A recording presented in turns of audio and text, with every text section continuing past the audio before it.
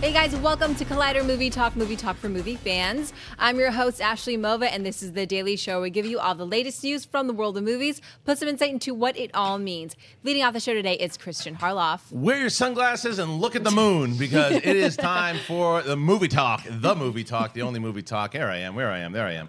Okay, so let's talk about some movies today. Now, the first thing before we do that, I know that you guys saw that poster. You're like, well, what the hell is that thing? Dinosaurs chasing myself and Clarke Wolfe and Perry and Ellis? What the hell's going on? Well, guess what?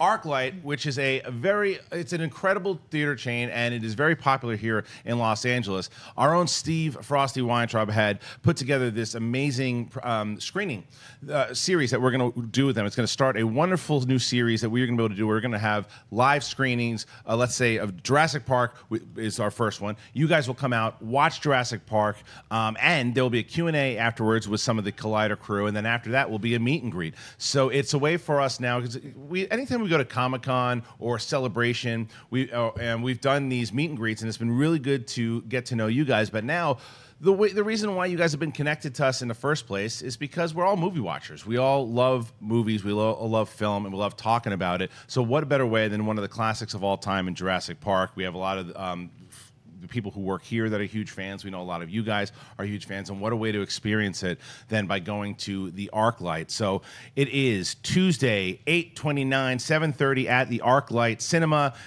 You can get the address, you can do all that. Now, we have, like I said, we have the meet and greet right after the screening. Tickets are available now, but they are going to be promoted through Collider.com until Wednesday. So there is a link in the description here for the Collider link. Go there. There's a little more information, detailed information about exactly what it is. But once again, it's the 29th. Come by, come watch Jurassic Park with us. Have a Q&A about one of the best movies that Spielberg, I think, has done. And if we go, we will talk about it afterwards. We'll have a good meet and greet. We'll have a drink or two.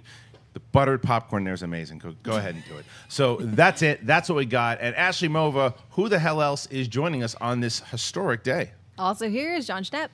That's right. I was checking out the little half eclipse that's going on right now. You got to wear those special glasses, though. Otherwise, you'll go blind. So don't just look at the sun crazy style. Get those special glasses and check out the eclipse in about 30 minutes. Jeremy Jahns, you saw it too, right?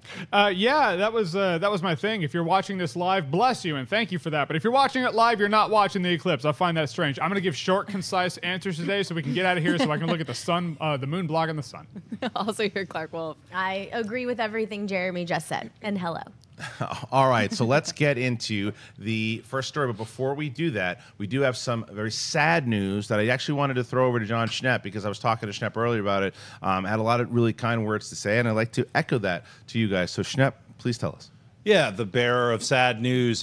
Two titans passed this weekend. Dick Gregory, who is an incredible satirist and also a civil rights activist, was one of the first black comedians to cross over to the white audiences back in the 60s when we had all this horrible civil unrest. Unlike now where everything is cool, Dick Gregory was able to help get a lot of stupid people to not be dumb, bigoted racists. So his passing, his incredible humor, his intellect, his intelligence will be missed, sorely missed, especially in the year of 2017. Someone else who passed away, Jerry Lewis, one of the greatest comedians to ever cross the planet. I mean, he's one of the greatest comedians ever alive. Yesterday was the day all the clowns cried, is what I was saying. Anybody who loves comedy and followed Jerry Lewis, I used to mimic him as a kid. Lady, whoa! I used to do all those kinds of things. Definitely do yourself a favor. If you've never watched anything that you don't know anything about Jerry Lewis or Dick Gregory, get on Google, YouTube, listen to them, watch them. They're amazing. So with sadness, I'd like to give a moment of thought to him. And as Alice says, there's no way to really transition out of that. So we're going to try our best into getting in today's headlines. Ashley Mova, what's first? With the recent news of an Obi-Wan standalone movie in the works, as well as further reports stating that Lucasfilm is also looking at possible Jabba the Hutt, Yoda, and Boba Fett movies, the best Star Wars universe is continuing to expand beyond the saga films. But are they expanding the world, or is the universe getting smaller? Will we ever see new stories based around new characters we haven't met before? Kristian, what do you think about the new standalone film announcements? Is the Star Wars universe getting smaller? Impossible to say. Impossible to say. And the first thing that people do is, when you first hear there could be a Jabba the Hutt movie, you go, well, that sounds stupid. Explore it. explore it. It could get bigger because it's not. Now, wait a minute. If it's a Jabba the Hutt origin story, and yeah, that's smaller, but that's not what it's going to be. We're talking about more of how can you then explore the mafia, the crime scene that is so big in Star Wars, that is so big in Star Wars canon, that is so. I mean, whether it's bounty hunters, whether it's the gangsters that they say many times that the Hutts are, and the politics behind all of that stuff, and what they do, and how they are able to corrupt certain elections and things that happen there. You can have if it's just a standalone Jabba the Hutt movie as far as what he's doing. I don't think that's where we're going to go. It actually can widen the Star Wars universe if done correctly. But it is impossible to say right now, just because you announce a character, that it's getting smaller. I think that you see it, saw it in all the Jedi Council comments, I see it on Twitter. People think right away, oh, they do an Obi-Wan movie, that's just going to make it smaller. I know everything about that guy. You don't. You don't know about a lot of different things, and there are new ways. Now, I would agree if that all we do is just have Obi-Wan in the desert looking after Luke, if that's your movie, that could be making it smaller. But if it's bringing in new characters, the same way that they did, the Clone Wars series, I think people can argue, made the universe bigger because you introduced so many different people. But the leads of that series, Obi-Wan Kenobi, Anakin Skywalker, Padme, characters you knew before. But it widened the universe because you were able to bring in new characters. That's what these characters, whether it's let's say Yoda, which I don't think we need a Yoda standalone movie at all. However, if you think about what they could do, Yoda is 900 years old. If you rewind and go 800 years behind, that's talking Old Republic stuff. You could introduce, and Yoda could be a gateway character into the Old Republic that particular way. So there are ways to take characters that we know and expand it. If they turn the stories that they have right now into just origin stories, then I'm on board with you guys, and yes, it will get smaller. But that is not the goal of what Lucasfilm is doing. Clarke, you couldn't disagree with me more. Why? No, that's not true. So I'm really and truly of two minds about it, because on the one hand, I love the idea of an Obi-Wan movie, but on the other hand, you and I have had plenty of conversations where you talk about these characters who are in these novels and are in these books and in the extended canon universe, and I think, wow, that's a journey that I would really love to go on, especially cinematically. So why not introduce us to some of those characters, right, and those stories? But as I'm sure most of you guys know, I did not like Rogue One, and that is an example. Yes, I suppose the connective tissue was the Death Star, but of course Darth Vader. But that's an example of sort of introducing us to new characters and a new adventure that I didn't like. So I think I really don't know. I'm of two minds about it, but I do think that like all these character standalone movies, it feels like I want to see Star Wars move forward, or I want to see it move out. I don't want to see it move inward. And then again, though, if we get Guillermo del Toro's Jabba the Hutt movie, then sign me right up. But something tells me the way Lucasfilm has been doing things lately, I don't think we're going to be getting a Guillermo del Toro Jabba the Hutt movie. Jeremy? Yeah, it's the very few times do they take a side character and then make that character a main star in the movie and have it work. I feel like when studios and people do that, they Jack Sparrow the character, essentially. It's like, oh, that character was a great side character. Jabba the Hutt is great as an accent. Yoda is great as a supporting character. Obi-Wan Kenobi was great as a supporting character, and so was Captain Jack Sparrow. And then when you make them the leads, it takes away from a lot of the intrigue. There are a lot of things about Han Solo we don't want to know about because we get to project that which we hope for Han Solo's life into Han Solo. It's like what you don't know really adds to the flavor of what Han Solo could be. I think an Obi-Wan Kenobi movie is it is a story that I have been saying I'd like to see. But in the end, right after I put my video up talking about it, I was like, they're totally not going to go the route I'd like them to. And I feel like they're going to compromise a bit of Obi-Wan Kenobi's mystery as to what he was doing on that planet. So I feel like in doing something like this, there is the possibility of taking away rather than adding. I feel like that's what people are afraid of. 100%. And I think that concern is valid, but for the same reason why, what if they do the one that you want? We just don't know. That's the whole point, is that they could do the movie that you're looking for. It expands the universe. But that's why I opened up top saying, there is a Yeah. possibility that they can absolutely make this thing smaller by just focusing on one story that we don't necessarily need to know.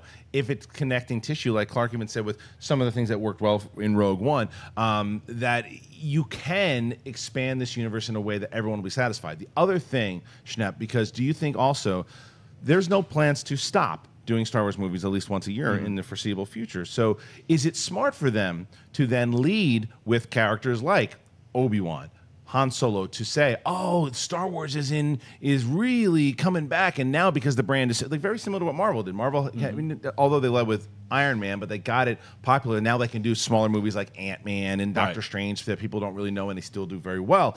Is that kind of the strategy you think that Star Wars is going with? I think it's a really smart strategy, and I mean, it's easy to say it's not a good strategy before we see the films. I think for myself, Han Solo, the only thing I really want to see is how and when did he win, and what is the Kessel Run, and I feel like they're going to cover that because that's a promise that they kind of made when they kind of delivered that with Obi-Wan when he talked about the Clone Wars in The New Hope, like almost 40 years ago. It's like it's 40 years ago. Yeah, 40 years ago, exactly. So.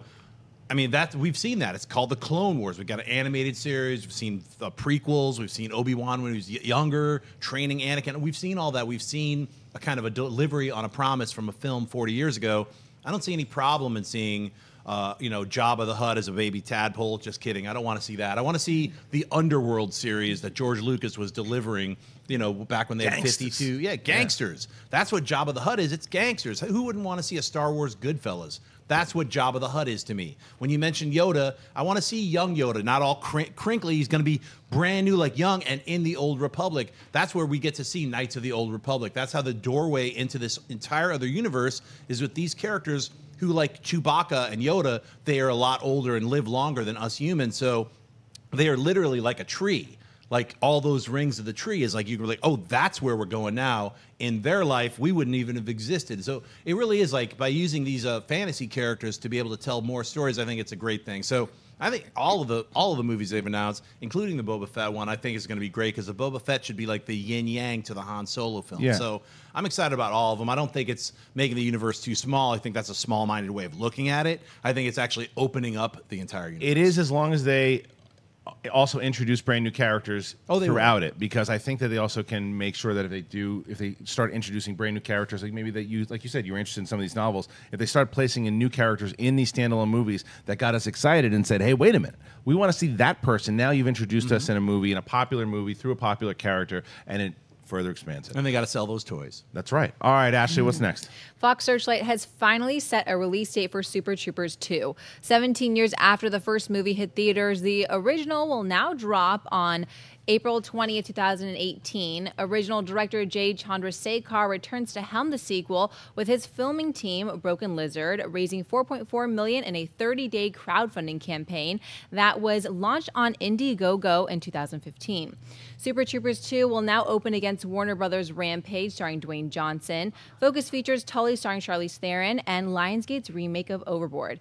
Jeremy, thoughts on a Super Troopers 2 dropping on April 20th, 2018? Oh, sounds like a packed weekend, I'll tell you that. With I forget about Rampage until you mention it every time, Mova, That's and right. then you remind me of Rampage. Say what you want. Yeah, say what you want about Super Troopers. It became a cult classic. I'm surprised this is the first time we're actually getting a sequel since Super Troopers came out. What was it? 20 years ago? Something like that, 17 years ago. It was a long time ago. So hey, good for them. It was a crowdfunded thing or something like that. Yeah. So I mean, I love the fact that crowdfunding can actually get projects made that fans want. They should start a crowdfunding for a Star Wars spinoff, and if that makes the money, then you know the people want it. Clarke? I actually am not a huge fan of Super Troopers, so this doesn't do anything for me, but I know that there are a lot of people who are a huge fan of this movie, and so I'm glad that they are finally getting their long-awaited follow-up to the cinematic gem. I'm with Clarke. I'm not a big fan of the film. However, I am a big fan of the way this came to be, because I know that there are a lot of people who do love this movie. I mean, the second we were going over the notes, and of course, Makuga pops up, yeah, Super Trooper 2. People feel that way about this movie. They can't wait for it. And I think by raising this money, it's not that much in the grand scheme of things of what they're going to take. So that's why when you say going up against Rampage, Not really, because they just need to they have very different goals than what Rampage has to hit financially. And I also think that this is a movie that hopefully they get some kind of streaming deal also, because I think that's another way to get more eyes on it and more of their audience to see it, depending on how many theaters they can get to. So the idea of them doing it, I'm all for. I'm not going to rush out to see it or even stream it because I didn't really care for the first one too much. But I do like the guys at Broken Lizard. I think that what they have done in the past, it's innovative. They've really put some stuff together. They're hardworking guys. I've had the pleasure of meeting them before, and they're really good dudes also. Right. And they care about pleasing their fans. So this is a good story. But I'm with Clarke. Creatively, I just don't care as far as seeing it. So if you guys know what I'm talking about, Meow, I would like to say Meow know exactly what Meow I'm doing. So I'm going to say Meow Meow Super Troopers Meow Meow because like not only are all of them Canadian except for one guy. His name is Kevin Heffernan. He's from West Haven, Connecticut. He went to high school with me. Really? And I was in The Wizard of Oz. He played the Cowardly Lion. I played the Scarecrow musical number. Sang a lot with the man. Then years later, Broken Lizard pops off. Saw him. He's an incredible, hilarious comedian. Hats off to you, Kevin Heffernan, for raising that money with all those Canadians. So, you know what? I can't wait to see Super Troopers. I think it's hilarious. It's raunchy. It's nasty, and it's really funny. So, especially for the stoner crowd, if you want to see something really funny, check out the original Super Troopers. It's not for everybody, but I'm really happy to see Super Troopers too. Mova, Wendy, have you guys seen the original, and do you care about the second one? I haven't seen the original, and I honestly think 17 years later is a little bit too long. I was so excited for the second Zoolander, and right, great point. Oh no! Yeah. I have seen the first one. I am slightly cautiously excited for the second one. Like Mova said, it's been a little bit too long, so I don't know, but it might still turn out good. So I think that's a great point, just because of the audience itself. Like that's why the 4.4 is the one that. They are clearly making this for the audience that loved it. They're not going to take a big risk and try to win over the people who haven't seen or didn't like the first one. So it's a smart move. All right, what's next? It's Monday, which means it's time for the weekend box office report. Lionsgate's The Hitman's Bodyguard, starring Ryan Reynolds and Samuel L. Jackson, landed the #1 spot, finishing well ahead of expectations, taking in an estimated $21.6 million. New Line's Annabelle Creation took the #2 spot, dropping 56% in its second weekend and finishing with an estimated $15.5 million for a domestic total now at $65 million. Steven Soderbergh's Logan Lucky finished with an estimated $8 million from 3,031 locations to take the #3 spot. Christopher Nolan's Dunkirk finished in the #4 spot with an estimated $6.7 million, bringing its domestic total to $165.5 million. And rounding out the top 5 was Open Road's The Nut Job 2, Nutty by Nature, which dropped 38.7% in its second weekend, taking in $5.1 million for a domestic total that currently stands at only $17.7 million. Clarke, thoughts on the weekend box office report? Wow, it was a real barn burner this weekend. Summer's over. Yeah, it is. No, I mean, look, I'm glad to see. I didn't see Hitman's Bodyguard, so I don't know about the quality. I know a lot of people in the office didn't really love it. But, Samuel L. Jackson and Ryan Reynolds sound like a good pairing to me. And, as far as speaking on the horror elements, $65 million for Annabelle 2 ain't shabby, and it's doing really well overseas as well. So prepare to see more Annabelles and Crooked Men and what's the other thing nuns and that's what it's called. Everything yeah, creepy. exactly. So Nunny by nature. Nutty by nature. Nunny by nature. Nunny by Exactly. nature. Exactly. Yeah. So anyway, look, like I said in the beginning of this thing, summer's over. That's why Hitman's Bodyguard at $25 million for mid-August or almost over is a decent number. I know Logan Lucky wasn't in that many theaters, but of all the raving reviews, this is a movie that should have done 30, 40, because people like Soderbergh's a great director. He's apparently capturing the magic. I'm also going to talk about. People are running out to look at the sun right now. So this is where we live in. This is the But age. for 3,000 screens for Logan Lucky, that's pretty bad. It is, and I think that's the problem, is that it's such a quiet marketing. It's such a quiet marketing that people didn't really know what it was, and the fact that we were here and we heard about all the raving reviews and everything too, and that's why I think most people don't know what the hell it is, and I think that's a studio flub. I think the studio should have pushed this thing harder, because it's a movie that, again, I'm also speaking out of turn because I didn't see the damn thing, but from people that I trust very much, I have not heard a negative thing about this film. And that is rare. Like normally it's like, okay, well, 4 people liked it, 2 people didn't. Everyone that I've talked to so far has really liked this movie. Annabelle Creation, for whatever my thoughts are in the movie, Clark's absolutely right that this movie it did exactly what it wanted. The studio has to be very happy with it. Dunkirk still kind of tapping in there, and who cares about the nut job? Please don't make any more. Oh yeah, that's your throw to me. Okay. Well, yeah, with the Hitman's Bodyguard, like you said, we're all going to start this conversation out with, well, summer is over, folks. It really was. It's one of those weekends where I'm like, this is the perfect time to binge The Defenders, and that's exactly what I did. Yeah. But I'm glad Annabelle Creation made money because they stepped it up for the sequel, and they deserve to make money. Logan Lucky, I'm actually surprised it didn't make more, but again, summer is over. But, you know, I didn't see it because I was stuck inside, and I have not seen The Rim Job 2 because who gives a shit? Schnepp. You know what I saw this weekend? I saw Wind River, which is number 10 on the box office. It's the guy from Hell and High Water. It's really good. It's not as good as Hell and High Water, but I think it's still serviceable and worth going to see in the theater. It's weird though because like movies like that now feel to me almost like, boy, it'd be better served as a 10-episode series on Netflix or Hulu, and I would have never said that 5 years ago, but now that I just watched Ozark and I'm seeing all these other amazing series where you get to delve a little bit deeper into the characters, and that's truly what independent film is about, is the characters, less so than a blockbuster film. I didn't see The Boyfriend or whatever, Bodyguard thing.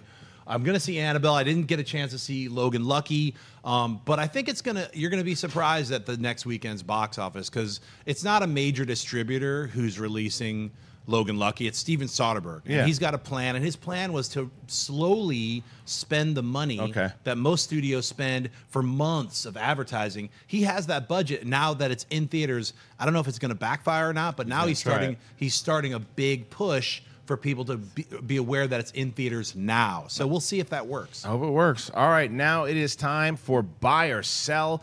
Pretty simple. Ashley Mova is just going to read off some other stories in the world of movie news, and the table is just going to buy it or sell it. Mova, what's up first? Deadline is reporting that New Line and director Tim Story have chosen Jessie T. Usher to play the son of Detective John Shaft in Son of Shaft. Samuel L. Jackson is also negotiating a deal to return, reprising the role he played in the John Singleton-directed reboot.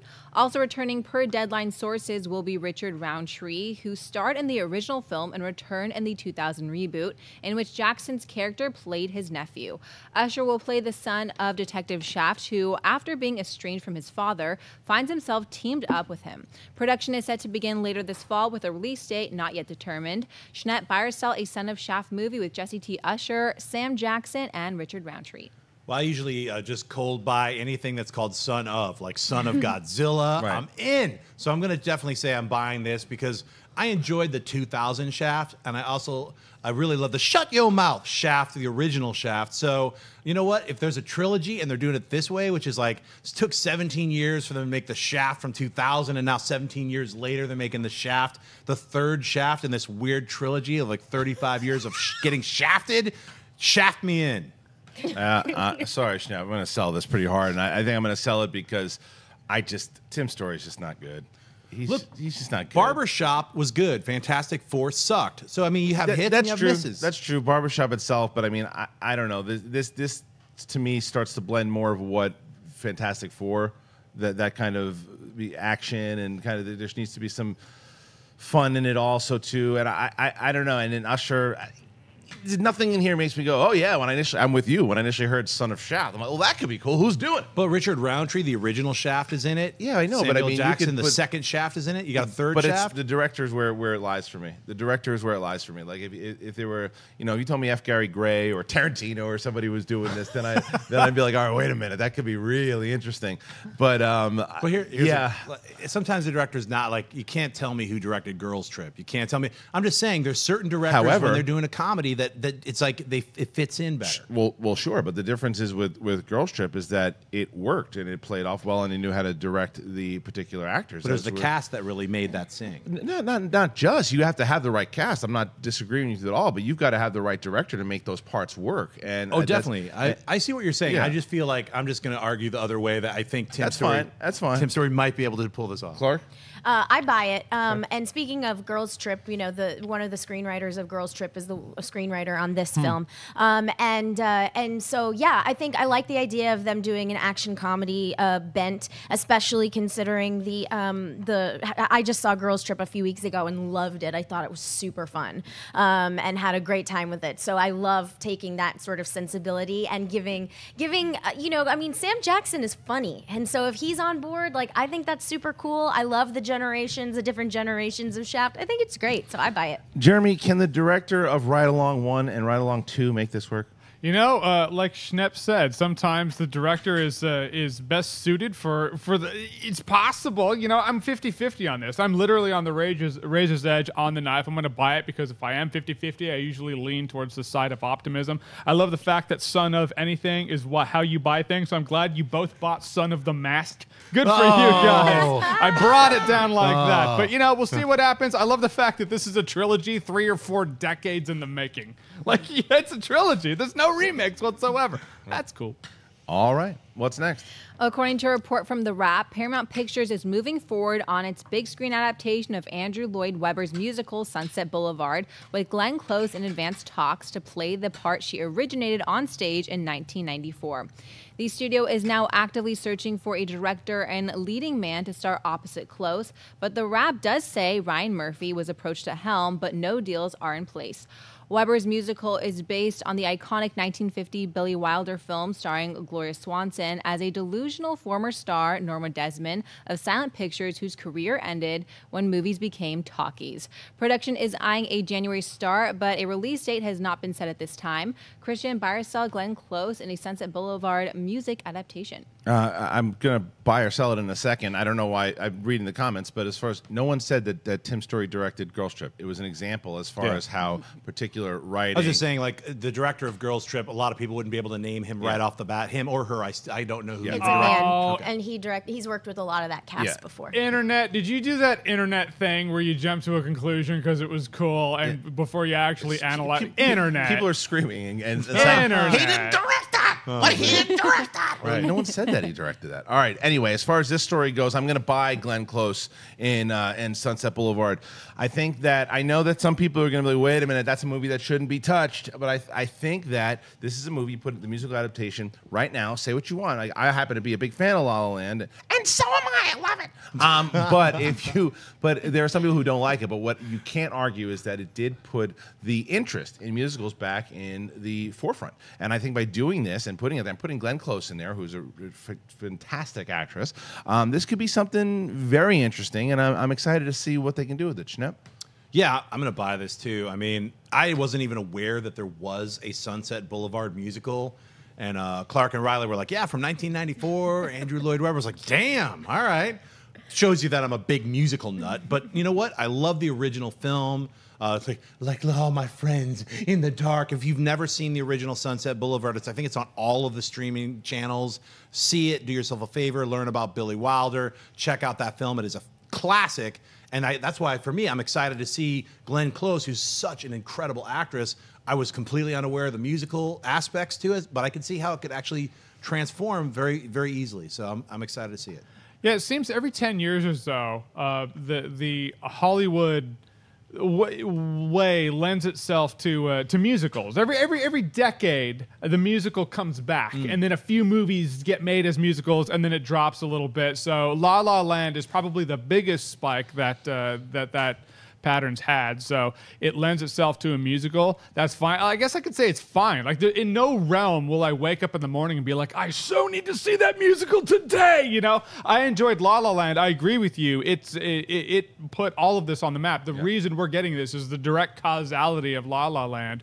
But I mean, if I miss it like I miss Logan Lucky, I might. Who knows? Clark? This is a huge buy for me. And, first of all, Glenn Close is an incredible actress and does not have an Oscar. And Glenn Close has been playing this role, Norma Desmond, on stage since the mid-'90s. She won a Tony for this role. She has reprised it on the West End. She has reprised it on Broadway. She knows this character. She's been winning accolades for this role for over a decade. This is something that we should all be excited about because, like Schnepp was saying, the original film is so remarkable and so special. And the idea of adding a musical, a haunted musical element to it. If you think about Andrew Lloyd Webber, and even though I am not the biggest Andrew Lloyd Webber fan, so much of his material, whether it's Cats or Phantom, is all about darkness and sadness and being haunted. And if you know anything about Sunset Boulevard, you know that that is Norma Desmond. And you also know that these supporting characters, these supporting roles, are remarkable opportunities for other actors, for male actors specifically. So this could potentially be an incredible movie. And I want to say that I know that Ryan Murphy's people have said, you know, this is not true. We have not been approached, whatever. While I have mixed feelings on how a lot of Ryan Murphy's things turn out, when he shows up and decides to really focus on something, he's a great director. The Normal Heart, which he did for HBO, which is a stage 2 film adaptation, I thought he directed the hell out of that, because a lot of times when you adapt a play, it's just like, and now they're talking, and it doesn't feel cinematic. Whereas A Normal Heart was a truly wonderful film. And so if Ryan Murphy did decide to actually show up and bring this to the big screen, I think it could be a really great piece of work. But regardless, the movie, I'm so excited for this. Yeah. All right, guys, so that's everything in buy or sell. Now, before I mentioned up top, and we can show that graphic one more time as far as the ArcLight screening that we have going on, August 29th, 7:30 p.m. Guys, get your tickets. Go to the link in the description there. The new Collider Live series that we have going on, these new events that we're going to be doing, please come out and join us. Going to be a lot of fun. Throne Talk, Game of Thrones last night. I loved the episode. I loved it. I don't care what the haters say. I loved it. And you want to see the crew talk about Throne Talk is up right now. Go and check it out. Heroes TV Talk, it is daily, so check it out. The newest episode will drop later today for both shows with Mr. Jon Schnepp right there. And an all-new Awesome-tacular with Jeremy Jahns. It dropped Friday. A link to the show is in the description here. And lastly, guys, you know, we have the Ultimate Schmoedown, the Team League. It goes up tomorrow. We're going to be giving away a prize at the end of the tournament, and if you guys put a perfect bracket in, all you have to do is submit to schmoedown2017@gmail.com. Your deadline is tonight, 11:59 p.m. PST.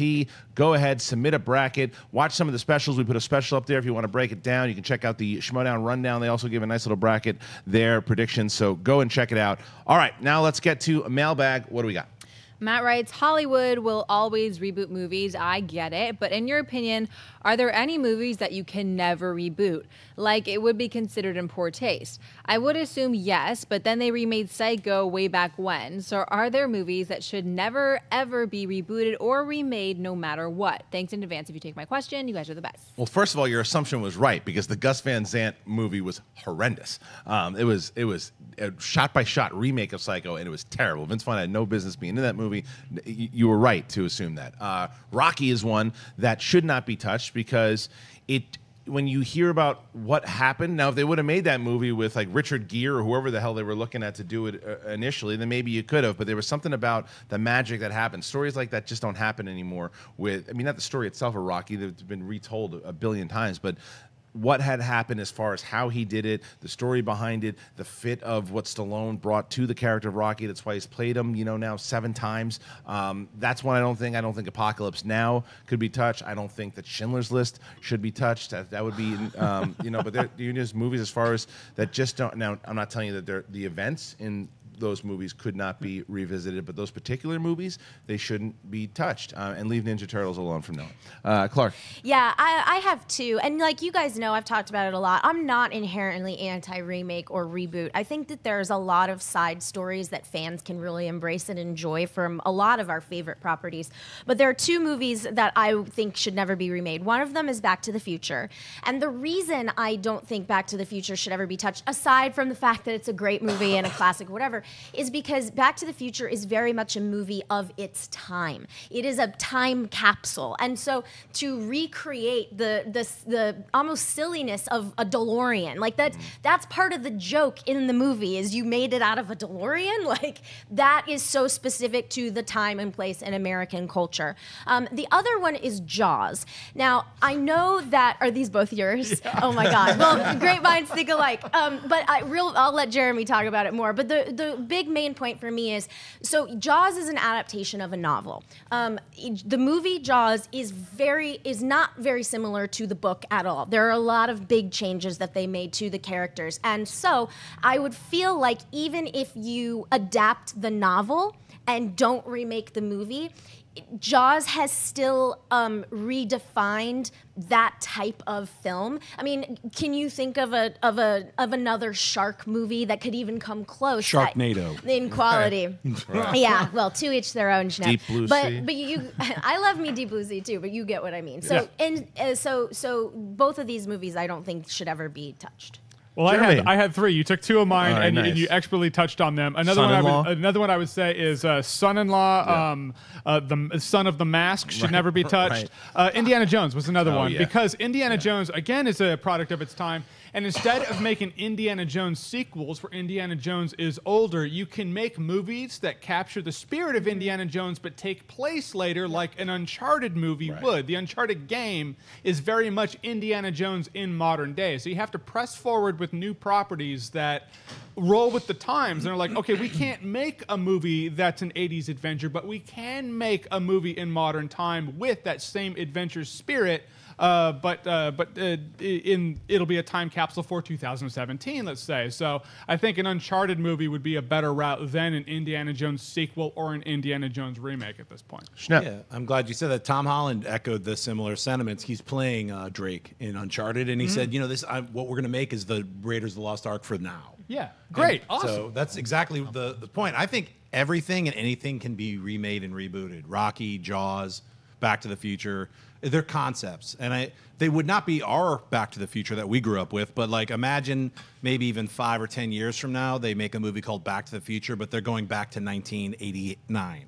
So then that nostalgia, which is what we experienced going back to the 50s when we saw Back to the Future, is what all the people in 5 or 10 years would have for 1989, years that we already lived through. They were like, why would we go back to 1989? But it's like all these people are like, well, I was born in 1993. I never even heard of 1989. I experienced it through my parents or whatever. So I think every type of movie, even Rocky, they would not be able to replicate the situations that Sylvester Stallone, I got to play Rocky. He forced his hand and made his career by taking that screenplay that he wrote over the weekend and acting in it. Those are things that can't be replicated, but stories have always been replicated. Look at how many remakes that we talk about all the time, stories that might be titled something differently, but are like, oh, it's based on a 1933 film or 1953 film or Sunset Boulevard. All these things are constantly being remade and retold in a different way. So I said you can always do a reboot or a remake of something. It's who's involved and the quality level. So. Well, they're probably going to remake Mean Girls next week, right, Mova? I was thinking that I would be so sad if that ever got remade, and then you said that. That is cruel. I know. All right, now it is time for the Twitter questions. You guys have been tweeting us, and Wendy Lee has been going through them. We're going to take a couple right now. Wendy, what do we got? The first one comes from Jacob, who writes, with War for the Planet of the Apes underperforming at the box office, do you think Fox are planning to scrap the next entry? Not necessarily. Not necessarily. I think that, the difference is that I think that everyone that did see it can acknowledge that it's a really good movie. It did very well as far as Rotten Tomatoes goes. Then, I'm not going to spoil the movie, but if you see it, they can go a different direction with it now, which they might try to do, and that's why it would they could say, okay, well, let's see if we can get Matt Reeves back and to tell a new story inside of the Apes universe. Let's try it. So I don't necessarily think that means, because it didn't bomb. It just didn't do what they wanted it to do. And it certainly didn't do the money that it deserved to do.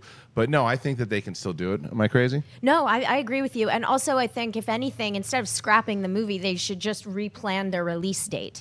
I mean, ultimately, I think that was the movie's undoing. Yes, it's a rather somber film for a summer blockbuster or for a franchise that has had a lot of action in previous installments. But at the end of the day, I don't think they should give up on the concept. They should just retool when it comes out. I totally agree, Schnepp.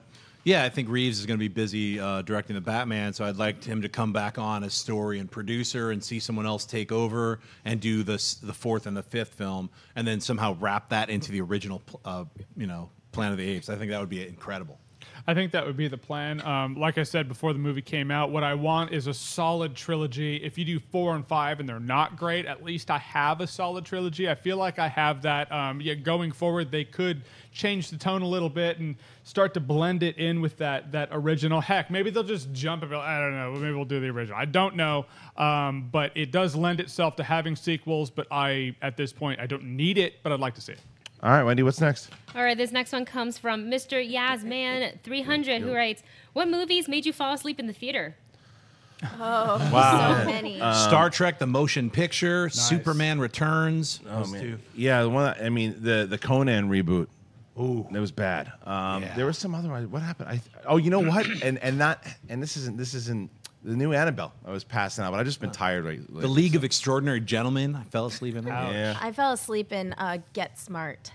Oh yeah, you know what? I hate that movie. I didn't. It's not that I didn't like it. It's just it takes nothing for me to fall asleep in a movie. I can fall asleep anywhere. Yeah, it's funny because I have my problem is I can't fall asleep in a movie. Oh, no. I'm always like I need to lock in so I can do my video on it. So it's a thing. You hear one explosion, it's like up squirrel. Yeah, right. It is even the most boring movie ever. Right. Jack and Jill, I didn't fall asleep in, but if there was a movie that I could fall asleep in, I would have wanted it to be that. But it's so morbid. It's like you can't fall asleep during torture. That would be a superpower you would want to have. I can't do it. But there are definitely movies out there that I've wanted to. All right, let's do 2 more, Wendy. Okay, this one is kind of similar to Mailbag, but I kind of like it. This one's from Dominique, who writes, if Back to the Future reshoots happened today, how do you guys think people would react? That's a great question. What a great question. What do you think? I think people would react like, what? Oh, God, it's in trouble, and now what? And oh, my God. Yeah. And, whatever. Well, It's fine. Or same with Jaws. Oh, the troubled production. The troubled production. Right. It's gone $60 million over budget. This Spielberg kid, what a hack. Oh, it's going to be a disaster. Crash and burn. You know what's funny about that? I was telling somebody that if the internet and social media were around during the filming of the original Back to the Future, it would have all of those articles because, Back to the Future recasting after most of the movie was filmed. Totally. That actually happened with Eric Stoltz. But it wasn't around then, so it has the advantageous platform. Just be like, it wasn't an issue for us. True. And so it got a fresh start when it hit theaters. I totally agree with you guys, but the flip side of that would, I think, would be also the part of it that would happen, I think that you could see was like, wait, they got the guy from Family Ties. He's gonna save it. He's gonna save the whole production. I'm like, nah, it's still, there's a lot of problems because they tried to get him and he couldn't because of his obligations to Family Ties. Then they go through the shoots. Then it opened up, and because he had already shot like Teen Wolf first, and then he was able to do it. I think that people would be like, oh, I like that guy from Family Ties. Maybe he's better than Eric Stoltz, but who knows? You guys are right, though. There'd be a lot of complaining and all You're that counting stuff on too. the internet being nice. I know. Like, oh, trolls. Yeah, you're counting on the people who were screaming about, like, the director didn't. You know what? I mean, there's other ones like the John Carpenter's The Thing. They went back and reshot a ton of that movie. Oh, really? Because they had a cut and they were like, it's not working. Let's go back and shoot it. Everyone would have been freaking out. What's going on? This and that. It's like, no, I mean, they just reshot more than half of the movie because parts of it weren't working. Because Carpenter looked at it and went, this isn't good. Yeah. Let's try again. Guess Same what? with The Fog. He went back and reshot a bunch of The Fog. Happens all the time, but everybody's crying and whining about it when it happens recently. So especially, I mean, someone brings up a good point here. Can you imagine Twitter during the making of Apocalypse Now? Oh, yeah. I mean, yeah, it's so true. All right, last one, Wendy. Okay, this last one comes from A-Clay, who writes, with the summer movie season coming to a close, what do you think has been the biggest takeaway? Well, I want to start with, I think that's a great segue. We got to talk about Wonder Woman, man. Wonder Woman just crossed $800 million. I think that's one of the biggest takeaways because even though there was concerns as far as how it was going to be, how it was going to do, how it would go over, and it didn't just go over. It smashed. It smashed with critics. It smashed with fans, and it is a huge accomplishment for Warner Brothers and Patty Jenkins and Gal Gadot. $800 million for that film is a major, major, major accomplishment. Everyone should be celebrating over there. So I think Wonder Woman is probably the biggest takeaway. That, and I agree with you, and Girls Trip.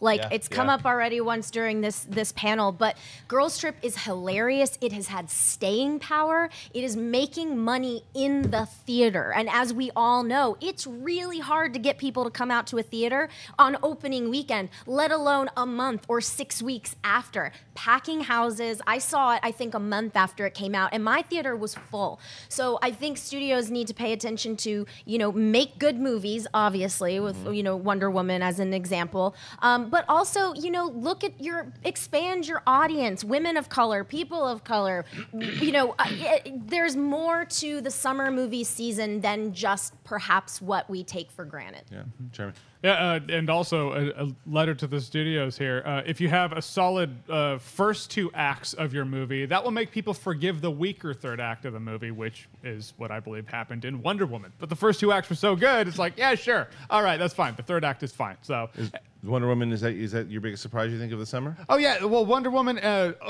performing what it did, and Apes underperforming for what it did. So it's like movies perform in a way that you don't see coming, and then other ones underperform in a way you don't see coming. It's the studio execs that have to balance release dates and shoot schedules and what the movie's going. It's a superpower that I don't have, which is why I talk about movies, kind of. I don't make them. Schnepp. To me, the biggest 2 surprises were the constant release of incredible independent films like Good Time, which is just a shockingly amazing film. Even that poster is emulating Martin Scorsese's After Hours. So do yourself a favor, check that out. Check out A Trip to Spain. Check out, there's so many amazing... The Big Sick. Yeah. I mean, there's so many incredible independent films that are still being released, even though what we have right now happening, which I think is great, is you have these giant blockbuster films, which is pretty much what's keeping Hollywood movies being made. If superhero films didn't exist, everyone was talking about there's going to be some kind of superhero fatigue. Hardly. I mean, Wonder Woman is a great example. Spider-Man Homecoming, another great example. Guardians. You have all these giant tentpole films that deliver because they're fun films. They're not just big blockbuster films, which also big blockbuster films that were released, mindless stupidity involving cars. We're not even going to talk about that. I think a lot of the superhero films have those kinds of elements that all the family members can enjoy. So I think that's kind of cool, and also helps support movies overall so that independent films can continue to get made. All right, that's everything today in the world of movie news. That's Movie Talk today. I'd like to thank the entire panel, starting off with the lovely ladies over there. Miss Ashley Mova, where can I find you? Oh, us first. Wow, okay. On Twitter, Instagram, and YouTube, Ashley Mova. Happy Monday, guys. And Ms. Wendy Lee Zaney, where can I find you? You can find me on YouTube at the Movie Couple channel, at Wendy Lee Zaney, on Twitter, Instagram, and Snapchat. And the panel today, Mr. Jon Schnepp, where can I find you? Find me wearing Wendy's glasses in about 13 seconds. Bye. And also Heroes later today. And check out Comic Book Shop and all the other cool things. Bye. Jeremy Jones. You can find me at Jeremy Jones on YouTube, Twitter, rest of the internet. My show, Awesome-tacular, is on Go90, where Harloff and I talk Star Wars. I'm going to look at the eclipse also. All right, fine. Last but certainly not least, the classiest of the class, Classy Clarke Wolfe. I don't care about the eclipse, so you can find me sitting right here at Clarke Wolfe, Clarke with an E, Wolf with an E, and you can find me on the Stardust app at Clarke Wolfe as well. Well, you can find me at Kristian Harloff, both Twitter and Instagram. And also, like I said, remember, Schmoedown 2017 at gmail.com. Get those brackets in. Going to be a good prize. I can promise you that. If you can get it right, you'll see The Wolves of Steel. You'll see Critically Acclaimed. You'll see Top 10. 16 teams in this thing. Go ahead. Join the Movie Trivia Schmoedown Facebook page to get involved all the way through. And we will see you tomorrow. Hey guys, if you like this video, click the thumbs up button. Also, make sure you subscribe to our YouTube channel. It'll help you stay up to date with everything we've got going on here at Collider.